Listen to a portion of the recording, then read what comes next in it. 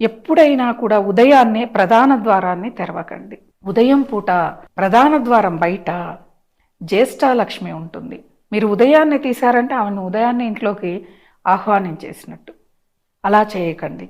మీ వెనక ద్వారం బాల్కనీనా లేకపోతే వాషేరియా కాదు, బాల్కనీ ద్వారం తెరవండి. అంటే ఇప్పుడు అపార్ట్మెంట్లు వచ్చాయి కానీ ఒకప్పుడు అన్ని ఇండిపెండెంట్ హౌస్లు. ఇంటి వెనక భాగంలో బాగా చెట్లు ఉండేవి. అంటే వేప, జామ, అనేక రకాల పువ్వులు, పండ్ల రకాల వృక్షాలన్నీ కూడా వెనకలు ఉండేవి. ఆ వెనక ద్వారం తీయగానే చల్లగా గాలి తగలటం, పొద్దున్న లేవగానే ఆ పచ్చని చెట్లని, అందమైన పువ్వుల్ని చూడటం వల్ల మన మెదడులో ఒక మంచి మంచి పాజిటివ్ ఆలోచనలు వస్తాయి. ఆ రోజంతా పాజిటివ్గా ఉంటాం.